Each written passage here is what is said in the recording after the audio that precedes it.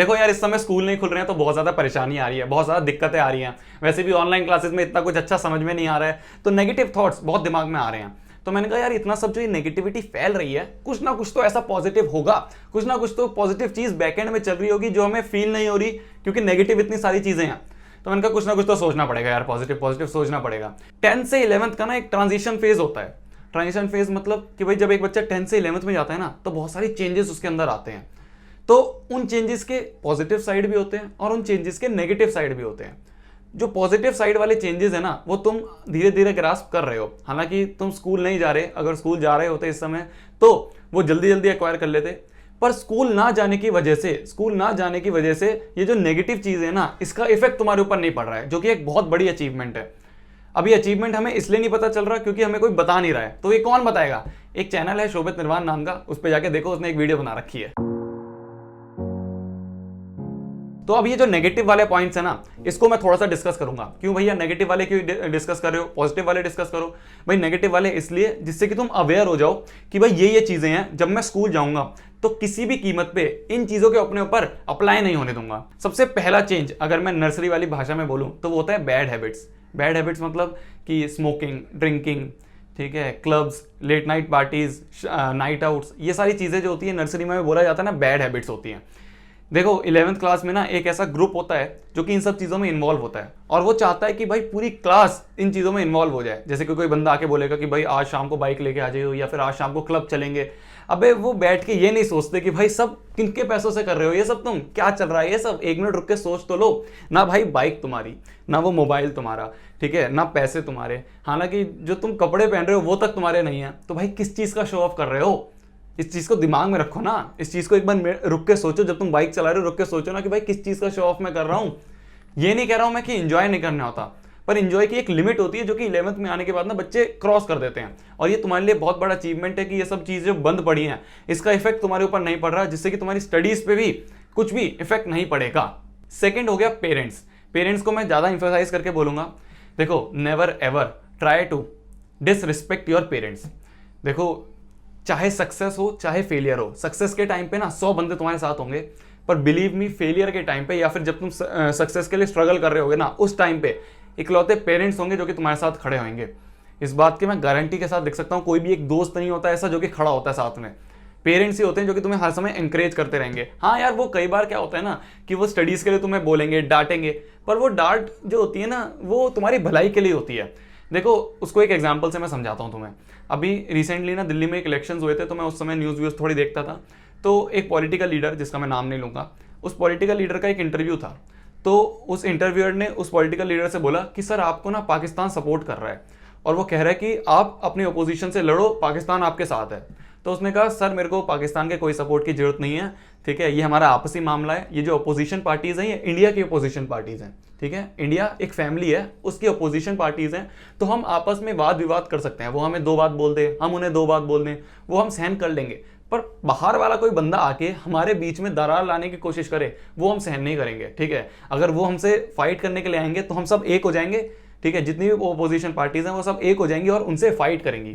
Same case हम अपनी family के साथ मान सकते हैं कि भाई ठीक है, लड़ाइयाँ होती हैं, हर एक की फैमिली में होती हैं, बहस हर एक की फैमिली में होता है, ठीक है, ओपिनियन जो होते हैं अलग अलग होते हैं हर एक बंदे के, तो वो थोड़ी बहुत ऊंच नीच थोड़ी बहुत बातें हो जाती हैं, पर वो बातें सिर्फ अपने घर तक सीमित रहनी चाहिए, ठीक है, कोई बाहर वाला आके नहीं करे।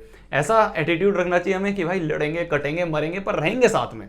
ये एटीट्यूड अपने दिमाग में ना मतलब माइंडसेट बना लो, तब बिल्कुल भी दिक्कत नहीं होगी तुम्हें पेरेंटल प्रेशर या फिर जो भी तुम सोचते हो ना कि भैया पेरेंट्स मेरे को बहुत बोलते हैं, हमें बोलते हैं कि इतने नंबर लाओ ये लाओ, वो सब तुम्हारे भले के लिए होते हैं, ठीक है। एक बात और मैं यहाँ पे बोलना चाहूँगा, ये पर्सनल एक्सपीरियंस है मेरा, कि जितना जल्दी हो सके 11th-12th में ना ट्रस्ट बिल्डअप कर लेना। ट्रस्ट बिल्डअप, इसको भी एक मैं रियल लाइफ एग्जांपल से बताता हूँ जो अभी मेरे साथ हुआ था। तो कॉलेजेस में क्या होता है ना, फेस्ट होते हैं, तो जो आसपास के कॉलेज होते हैं ना, अगर एक कॉलेज में फेस्ट हो रहा है तो वो आसपास के सारे कॉलेजेस को इन्वाइट करेगा कि वहाँ पे आके फेस्ट को अटेंड करो। तो ऐसे ही हमारे पास के कॉलेज में फेस्ट था और हमारे को उन्होंने, हम जो स्टूडेंट्स थे हमारे कॉलेज के स्टूडेंट्स को उन्होंने इन्वाइट करा था कि आके फेस्ट अटेंड करो। तो हमें जाना था, और फेस्ट जो होता है जनरली वो रात को ही होते हैं कि 7 से लेकर 12 बजे तक के टाइम पे फेस्ट होते हैं। तो हमने कहा ठीक है यार फेस्ट अटेंड करेंगे। तो हम जो बच्चों का, हमारा जो दोस्तों का ग्रुप था, हमने वहाँ पे जाने का प्लान बनाया। और मैंने पापा को जाने से पहले फ़ोन कर दिया कि मैंने कहा पापा कि ये मैं फेस्ट में जा रहा हूँ और इतने बजे तक मैं वापस आ जाऊँगा। तो पापा ने कुछ नहीं, ठीक है बेटा चले जाओ और जितनी जल्दी हो सके वापस आ जाना, कुछ खा पी लेना, अपना ध्यान रखना, और अगर कोई दिक्कत हो तो हमें इंस्टेंटली फ़ोन कर देना, ठीक है। तो ठीक है, इतनी बात हुई और हम चले गए। अब जब वहाँ पे मैं फेस्ट में पहुँचा तो वहाँ पे ना कई बच्चे जो मेरे दोस्त थे वो जो फेस्ट का पोस्टर होता है उसके सामने खड़े होकर फोटो खिंचवा रहे थे। मैंने कहा यार यहाँ की फोटो खिंचवा रहा है, इतनी अच्छी अच्छी जगह है, वहाँ जाके फोटो खिंचवा, यहाँ की फोटो खींच रहा है, ये तो पोस्टर है एक फेस्ट का। कह रहा नहीं यार ये ना मेरे को एज अ प्रूफ अपने घर में भेजना होता है कि मैं फेस्ट ही अटेंड करने आया हूँ। तो यार मेरा दिमाग घुमा, मैंने कहा यार ये क्या चल रहा है, ऐसा भी होता है क्या? मतलब पेरेंट्स को अपने बच्चे के ऊपर ट्रस्ट ही नहीं है। तो मैंने जब एनालाइज करा ना, जब मैंने सोचा इसके बारे में, तो वो यही बात आई कि भाई जितनी जल्दी हो सके अपने पेरेंट्स का ट्रस्ट बिल्डअप कर लो अपने ऊपर। कि 11th-12th में भाई देखो ट्रस्ट कैसे बिल्डअप होगा, अब भैया तुम्हारे दिमाग में ये आएगा क्वेश्चन, पेरेंट्स तुमसे सिर्फ ये चाहते हैं कि तुम पढ़ाई करो, ठीक है, और तुम पढ़ाई करके दिखाओ उन्हें, और इस तरह से एटमॉस्फेयर बना लो घर में कि कभी उन्हें ये ना बोलना पड़े कि जाके बेटा पढ़ ले, नहीं, उल्टा ये बोलें कि बेटा बहुत देर पढ़ लिया, अब आके थोड़ी देर हमारे साथ बैठ जाए या खाना खा ले। ये वाला एटमॉस्फेयर अपने घर पे बना लो जिससे कि एक ट्रस्ट बिल्डअप हो जाएगा। अब वो एक तरह से प्रूफ नहीं भेजना पड़ेगा क्योंकि उन बच्चों ने क्या करा होगा, उन बच्चों ने 11th-12th में बक्कारी करी होगी, तो वो ट्रस्ट बिल्डअप नहीं हुआ।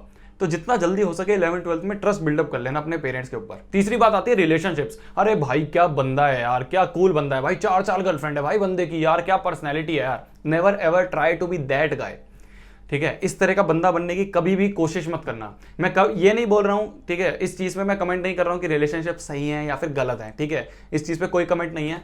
बस तुम ये दिमाग में रखना कि भाई अगर ये स्टडी टाइम है मेरा, ठीक है, इतने घंटे मेरे को पढ़ना है और उस स्टडी टाइम को मैं इस चीज में अगर डिवोट कर रहा हूं तो वो गलत है, ठीक है, तो वो रिलेशनशिप्स गलत हैं, ठीक है। इससे ज़्यादा मैं रिलेशनशिप्स में कमेंट नहीं करूंगा क्योंकि ये सब तुम थोड़े मैच्योर हो गए हो, तुम अपने आप इस चीज़ को समझ सकते हो। ओके, तो यही कुछ 3 पॉइंट्स थे। पहला पॉइंट था कि बैड हैबिट्स, इससे तुम बचे पड़े हो। दूसरा कि तुम पेरेंट्स से लड़ाई नहीं करते, ठीक है, पेरेंट्स का तुम ट्रस्ट बिल्डअप कर रहे हो, पेरेंट्स के साथ अभी भी हो, ये बहुत बड़ी अचीवमेंट है।